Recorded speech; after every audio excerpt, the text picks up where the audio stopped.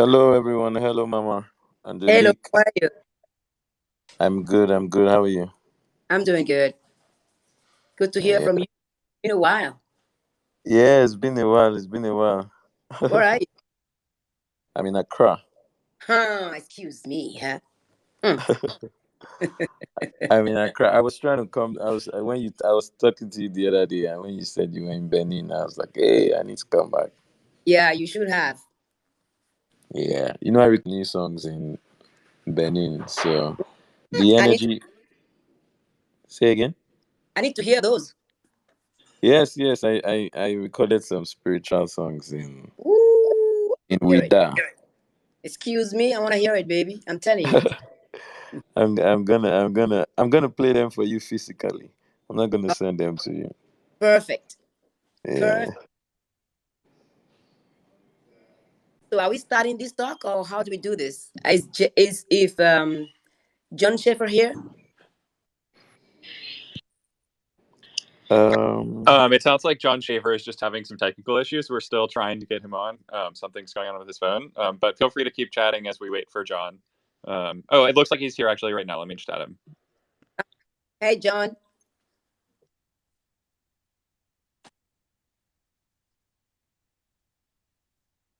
So how do we organize this? We waiting. Mr. Easy and myself, we all yours.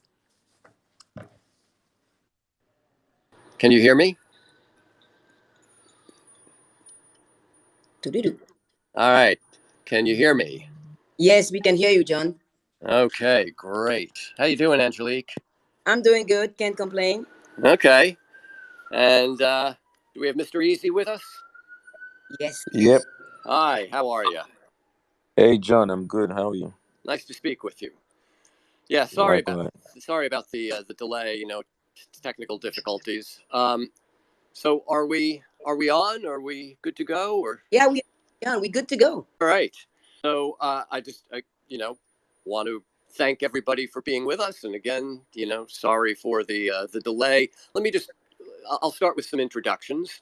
I'm John Schaefer. I host the long-running radio program New Sounds here in New York at WNYC Radio, and our guests, as you know, are both stars of the African music scene. Angelique Kidjo, born in Benin, but really kind of a citizen of the world at this point. She's a neighbor of mine here in Brooklyn, but is also based in Paris. That's where she's joining us from. And Mr. No, Eazi, huh? Benin. What was that? I'm joining you from Benin. Oh, you're in Benin. Oh, Yeah. very good. And I was told you'd be in Paris. Okay. Mr. Eazi is next door in Nigeria. No, Singer, songwriter, mentor in to a mentor to a whole you younger think generation of African musicians, and it's great to have the two of you here. Let me start, Angelique, with your album Mother Nature because it's full of collaborations, mostly with a younger generation. So, what was the idea behind that?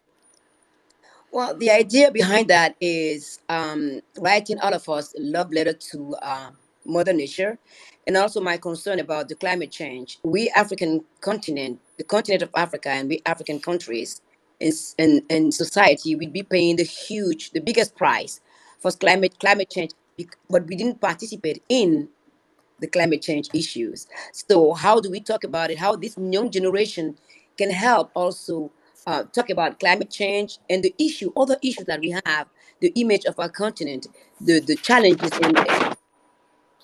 and the song that we did, Mr. Easy, it start with a DM message from Mr. Easy to talk about the beauty of our continent together. Mr. Easy can talk more and better about that than I can do.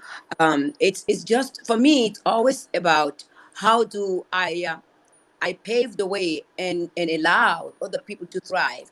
I'm a citizen of the world, as you said, but my continent is always at the heart of what I do. And I always say to people around the world that the continent of Africa has most, I mean, some of those amazing creators, artists, and I can speak for them. I want the young generation to speak for themselves, and let's do this together to be I would say the driving force of change in our continent. And Mr. Easy can speak about the song too if he wants to. Go ahead, Mr. Easy. Yeah, I mean the it was a pleasure. I remember, we started making the record in can you hear me? Yeah, I can hear Yep. you. All right, great. I remember we started making the record. Actually, we started making the record in LA with Blood Pop, and then my very good friend and frequent collaborator Carlo. Um, I sent her the record. Immediately I heard the record, it reminded me of, the legendary Africa, and I just felt like that was it. Immediately I heard the first guitar string.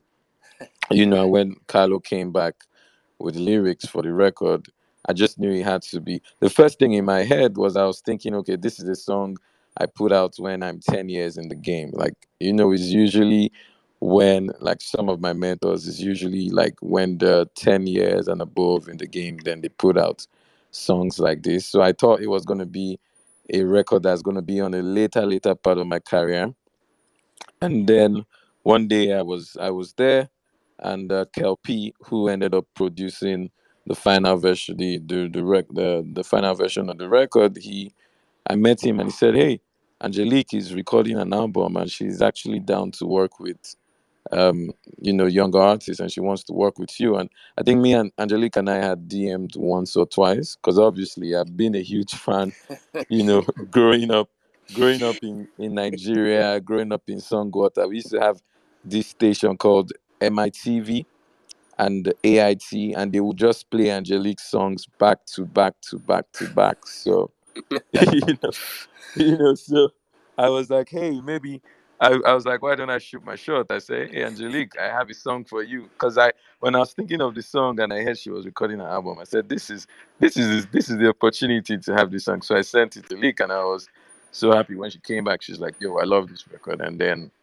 we worked it. I think the most shocking part was having the legend from Mali actually sing Salif Keita instead of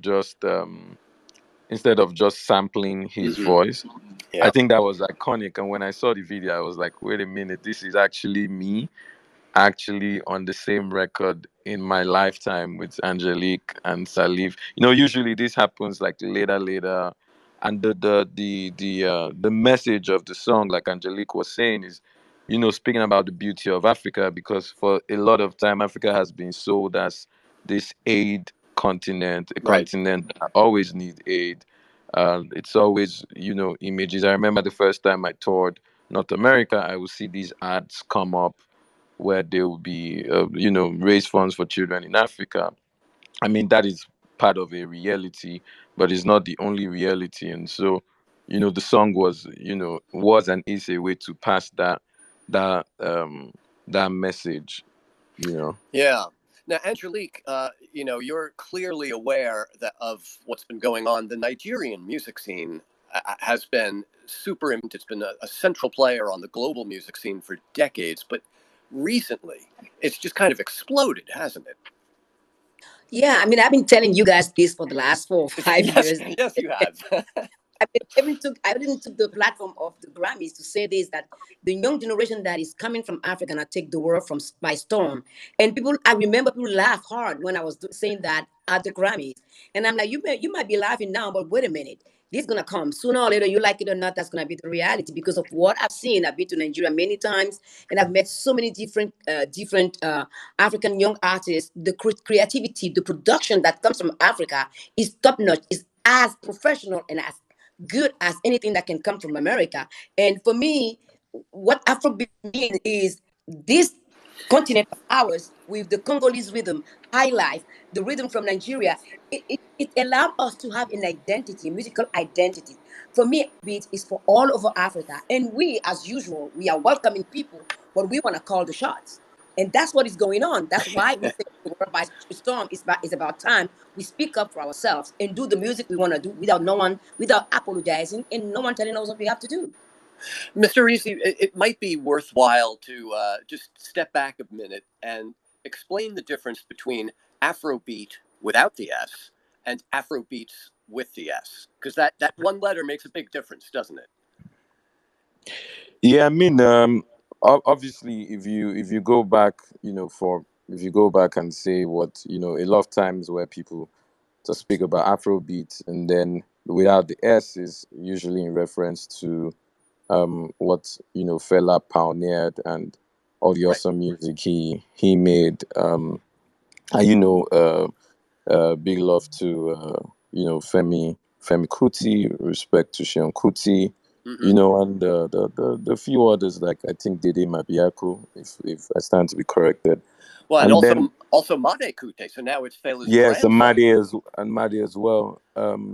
But at the same time, it's like the term Afrobeats, I guess, for my own with the S, basically started. I would expect from the UK. The first time I probably heard the word Afrobeats used to coin it with the S was probably there's this DJ that used to play at Capital Extra, and it was just used to basically express Afro pop. I don't and then there's been the interchangeable. Some people call it Afro pop, Afro fusion, Afro beat. But essentially, I think whichever name you decide to go by, it just basically captures, to a large extent, pop music that's coming from Africa. And there's Afro pop, there's Afro dance, there's Afro R&B. Hmm. Uh, there's this. I was with some guys from South Africa last week, major league DJs, and they were playing me what sounded like electronic music, but it had piano drums. It had that dance South Africa drums on it. So I guess it's just the easier word that a lot of people from outside of the continent or from the diaspora have Yeah. used to coin just popular music coming out of Africa. I mean, I would add to that that the S is also an inclusive S because Latin America have salsa and it's very, I mean, recognizable. Afrobeats allowed everyone in Africa, from north to south, to east to west, and beyond Africa, to be called, I mean, to be recognized. It's no longer African music anymore. It's no longer, we don't want the term world music anymore. Afrobeats represent all of us, the young generation from Africa, from all the African diaspora and beyond. Everybody is welcome. I mean, we have a form of music. If you look at the music history since we've started, I mean, blues come from the slave that left America. Without the blues, what will the music of America will be? Without the blues, what will the music of the world will be? So that's why, for me, the S by itself is a powerful statement about how Africa has been at the center of global music, actually, everywhere. It's a really good point, Angelique. And when the Grammy Awards changed world music to global music, I'm not sure whether that did anything. It's when Burna Boy won the Grammy Award for Global Music Album earlier this year. I thought that record is as much a pop record as anything in the major categories. And to kind of, I mean, I wonder how the two of you feel about that, about you know being put into a different category simply because the music comes from that continent. Well, it has always been. I mean, and today, because of this young generation of musicians asking to be at the table of negotiation, we start talking about it. I've been talking about this for, I mean, for decades. That is not because the music come from Africa that has to be seen as a third world music. We are the first world, and if you look, if absolutely, I mean, Africa is the cradle of humanity. And so many things come from Africa that we Africa don't take credit for. We are not proud of. And people recycle that and sell it to us as something new. And that thing we have had forever. And the way we are treated musically is the way we are treated economically and politically. As long as people will think that Africa deserves a different treatment, we are the continent that Africa is the richest continent on the planet. We don't need it. We have everything we need on our continent. But yet here we are always struggling for people to pay attention to what we do. And it's comfortable for people to put us in a category, not to see us as competitor or equal. That's where the problem comes from. As long as we are seen as second class citizens in every way, shape, or form, we'll have all those kind of different name or category to put us in because they cannot do without us, so therefore they have to find a category for us. I don't know what Mr. have to say about it.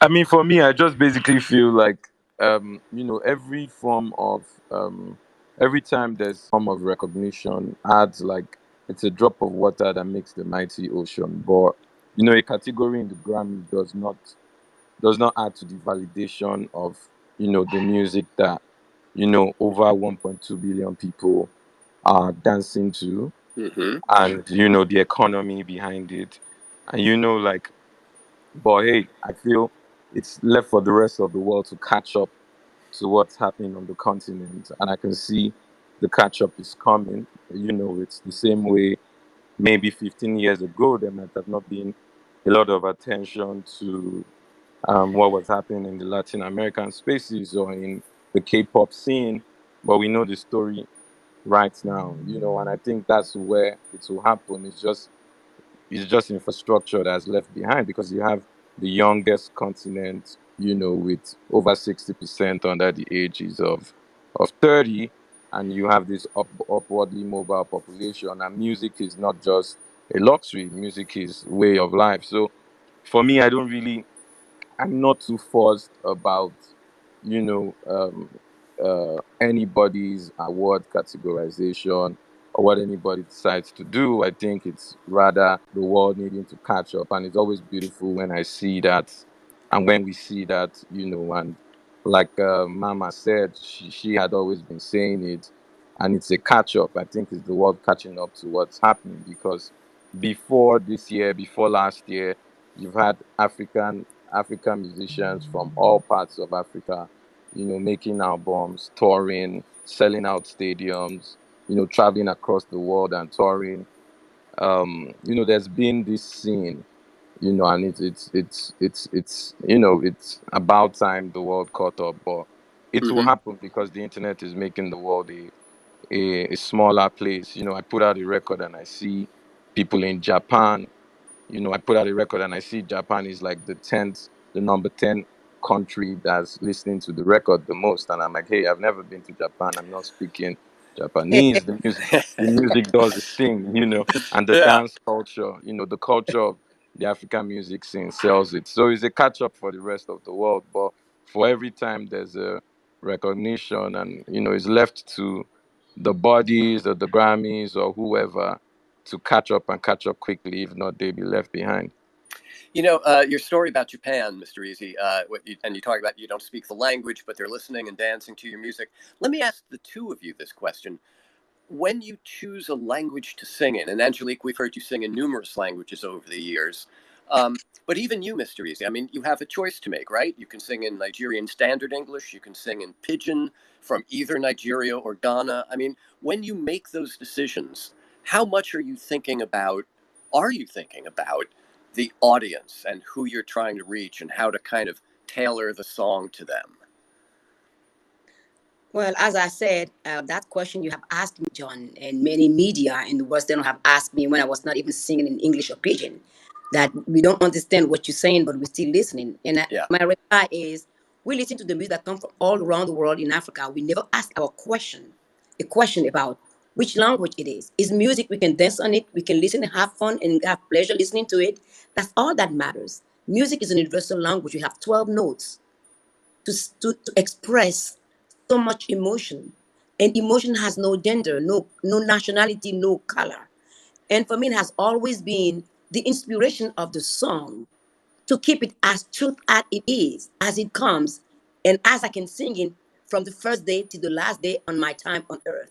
As long as I can sing that song, is the right song for everybody on this planet. It's not a matter of language. I think it's much more a concept of the Western world to be able to put things in perspective. Africa is a continent, and people are expecting me to sing in an African language. What is an African language? We have millions of language all Hmm. around countries. So for us African, is a freedom, is a strength, is a power to be able to sing in different language and to bring it to the world for people to see the complexity of our continent. I want to give Mr. Easy a chance to answer the question too, but Angelique, let me just push back a little bit because we started by talking about Mother Nature, and that there's a message there. You want people to know what it is you're singing about, right? Oh yeah, in English and in my language, always there. It's always there. All right, Mr. Easy, what about you? I mean, for me, the way I create majorly is like it starts from the production. It starts from the Mhm. production, and for me, I hardly set out by writing a record. It's usually like a canvas where the instrumental or the guitar strings or the progressions is like a white plain canvas, and then I start by melodies, and just it's like the artist just painting, and you don't even know what you're gonna sing about. You don't know what language you're gonna sing on, but whatever those chords or those strings, those notes speak to me, it just connects with my spirit and brings it out. And I've seen where, I remember going. I give you this example. I remember going to somewhere around the time I blew up in 2016. I Hmm. remember going to Kumasi where I spent my university, and I went to this place called Bantama. That's where we would go have street parties, right? And so I sat down in Bantama. At the time, nobody knew me there. I was hearing all these records playing out in the local pubs, and I didn't hear one of my songs. But in Accra, I could hear like four of my songs or five of my songs playing. So I said to myself, hey, I want to make a song for Kumasi people. I want to make a song that they could play in these beer parlors. Then I would end up going to the UK, hooking up with Jules. We made a song called Anointing.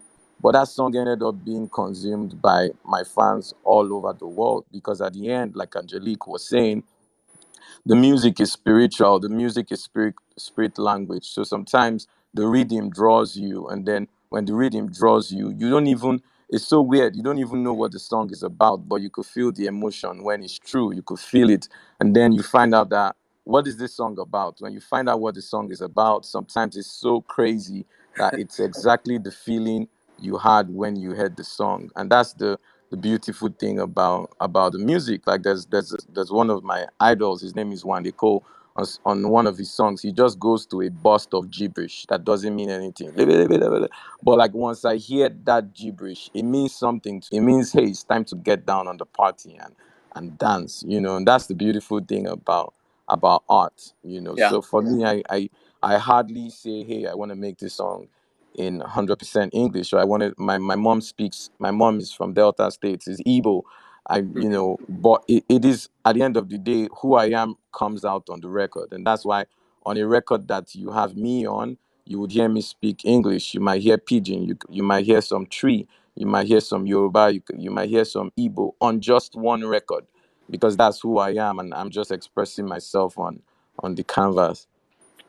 So let me ask the two of you about your. I mean, we've been talking about your musical endeavors. Both of you have done things to empower younger people throughout the continent, and for you, Angelique, your Batonga Foundation has been something that you have been talking about and laboring at and trying to get attention for so many years.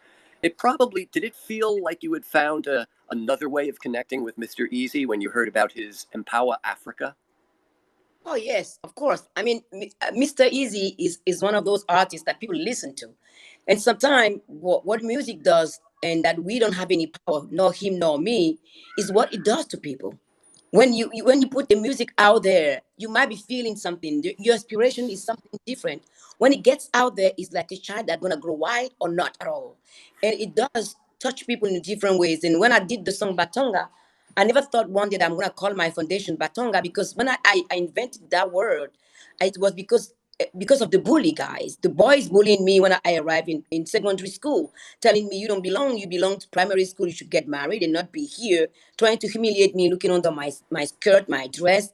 And my father was he was a true believer of non-violence, and he always used to say to me, your brain, your brain is your ultimate weapon. Use it. Those guys think that they are smart. They're smarter than you. Outsmart them. Come up with a word that push them back in the corner. So I came up with the word Patonga, which means get off my back. I will do whatever I want to do, and it's none of your business.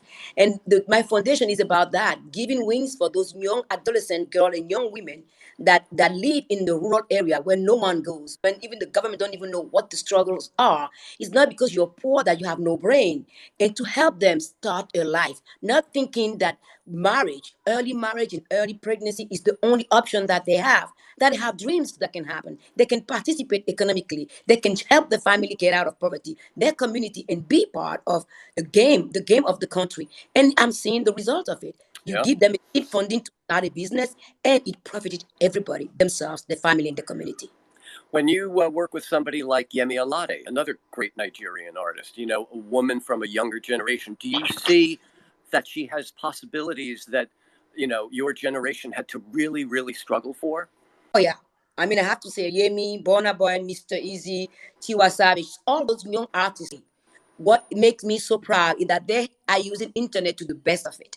When I started my career, I could not do anything without signing a record deal with a record company. And it comes, and every contract is 10 years that you Mm. have to, the first 10 years that you have to sign away. And of course, start making money when they recoup their cost before you start making money in any album. It's a completely different things today. Yemi, Mr. Easy, Burna Boy, all of them, Davido, Wizkid, they are their own entrepreneur, their own businessman, because internet has allowed them to have that freedom that I didn't have when I started my career. And that's what I see the craft. I see the smartness. I see how they stand for themselves, and because they don't need anybody to be able to speak for them, they speak for themselves. And Mr. Easy, tell us about Empower Africa and what the idea behind that movement is. I mean, like, when I started Empower Africa in the beginning, I just wanted to, touring across Africa, I would see how, it's just like we're having this conversation now, and you'd hear people have conversations.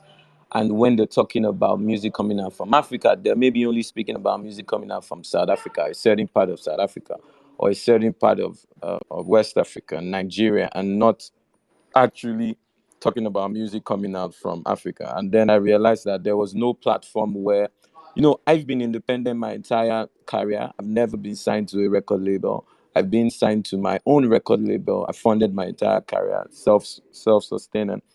And so for me, I felt like there had to be a place where there was limited barrier to entry for an artist from Kenya, from Zambia, from Zimbabwe to get onto. And I found out how crazy it was that, sometimes the beginning of your career could just be that music video. And so in 2018, when I dropped my last full and body of work, I wanted to give back. And so, I started the program of giving 100 artists from 17 African countries grants of $3,000 each to shoot audio visuals. And when I say grants, is that just like she was saying, there's no recoup. We basically selected 100 artists, funded the audio visuals, put them up on YouTube, and helped them kickstart their career.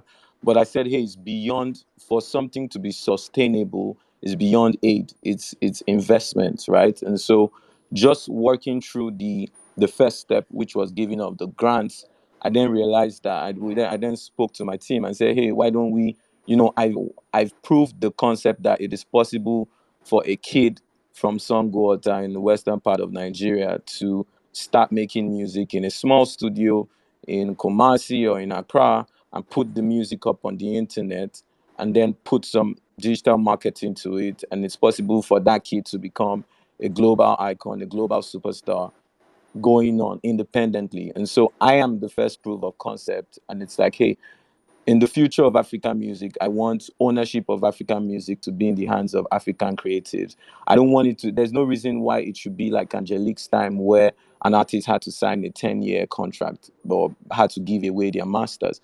And so I decided I said, hey, I looked around. There was no company that was doing that exact thing. So Empower Africa, it's a label services company, a company that I expect to be the most important company for African music in Africa, giving label services to independent African artists, African independent labels, and making sure the ownership, because I think it's really important for ownership of the IP to stay in the hands of African creatives. And that is not the case for a lot of some of our legends. Yeah. Some of the most culturally relevant African music is not owned by the creatives. And so I think in this age and time where the internet has opened possibilities for us, and we can reach our fan base via the internet, the real gap, like Mama said, like, you don't need to teach any kid in any part of Africa how to make African music that resonates to the 1 point something billion people. The equipments are there. The internet has, drop the barrier to entry. It's now left with the funding gap, and that's what Empower is doing now. Just really finding creatives, finding African creatives along the across the continent, working with African labels, offering distribution services, publishing admin services, and then also the finance. So, and we're not just doing it for now and the future, but we're also going back in time and picking up interesting catalogs and remastering, buying them back, bringing them back to life, telling the stories of some of the music from the 60s, from the 70s.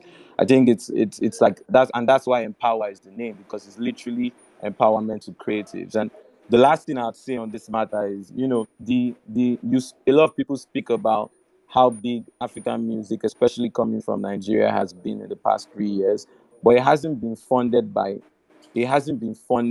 like the majority of it has been funded by African creative entrepreneurs, like myself, like say for instance, like Don Jazzy, and it's been us actually doing our thing and the fans, spreading it. So it's not being like, hey, some label put in $20 million to develop African Right. music. No, it's been done by African creative entrepreneurs. And so this is what we're trying to do with Empower Africa. So right now, as we speak, we're working with artists and labels from eastern part of Africa, from West Africa, from South Africa, and we're giving those advances. We are distributing the music. We are doing all the rights management. We are working with producers, getting them into opportunities to sell their samples on Splice, to work with artists from across the world. And in the future, it shouldn't be the case where somebody wants to make a movie about Africa and they want to make a soundtrack and they don't know, they don't come to the continent because they don't know who to reach to curate this soundtrack. It should be, when something like that wants to happen in the future, there are companies, not just my company, Empower Africa, but there are companies where they could go to and proper curation can be done. So Empower Africa is focusing only on African music from across the continent, and it's been a beautiful 2 years Mm. ride. We've made some amazing strides. A couple superstars come out through the company. So it's moved from the grant scheme. We don't do grants anymore. That was just where it was born out of, and now it's moved to a full-fledged label services company. I must say it's one of its kind that's a pure African focused label services and IP creation and protection company. Well, and you're talking about when you talk about these Nigerian musicians who are independent entrepreneurs and they put their music out as you did, and it's the audience that finds it and spreads the word. That is the difference between a fad and a trend, because a fad is created from above and kind of forced down on us, and a trend sort of grows up naturally from ground level, and that's what you're looking for, right? Yeah. Yeah. And Angelique, it's go I ahead. mean, it's so beautiful. Like, I put out a record last year with my very good friend J Balvin, one of the biggest artists in the world, right? Yep, yep. And that record was produced by a Nigerian producer in Nigeria, Killer Tunes, signed to Empower Africa. And then, we made that record happen, and we distributed that record via my label, Empower Africa. And for me, that is like a totem. That's like a symbol. That's better than any recognition from anywhere in the world, because what that means is that, hey, this same kid who started up in some corner backroom studio is now working with one of the biggest artists in the world and releasing the record independently via their own label. 100% ownership is staying with everybody who created the record. And this is just a sample of what's going to be happening from now and the next few years, where there was zero label involvement. It was all done by African young creatives, and the story of Empower Africa. And that's, very soon, like Mama was saying, in the next few years, there will be an African record that's the biggest record in the world that is not distributed by any traditional means, but is done via, it's produced homegrown production. The technology is there for all the distribution services, marketing, the energy of the diaspora, the energy of African fans, the way we treat music force is so strong. And by the time we start matching that force with the finance, it's and by the time all this infrastructure for cheaper internet, data penetration, smartphone penetration, by the time everything comes together, it's gonna blow up. I dare say even beyond K-pop or beyond what we're seeing in Latin America. And so it's very important for there to be companies like Empower Africa, companies like African owned, African focused music companies that are thinking of African creatives, making sure the ownership stays here, making sure the music is represented properly, and making Right. sure at the end of the day value stays. So there's an infrastructure to support 100%. this. Yeah. Angelique, I'm going to give you the last word. I mean, we've heard Mr. Easy's kind of vision of the future of African music. What do you, I mean, he refers to you as mama a couple of times because you really have been a kind of mother figure to a whole new generation of musicians. What are you looking for and hoping for in the future from them? Well, I mean, what I'm seeing right now makes all my struggle and pain, humiliation, everything I've been through, worth it. Because that's the way it is. Some people have come before me, have went through that pain, and today to see this young generation so uplifting. I mean, the song "One of Africa, One of a Kind" is an up tempo to celebrate the up tempo of this continent, because Africa is never dull. Africa is never sad, sitting down around the corner complaining. We don't have time to complain. The only thing we have for is to move forward, whatever the situations are. And that's one thing that I'm really proud to see that this young generation is doing, and being their own entrepreneur.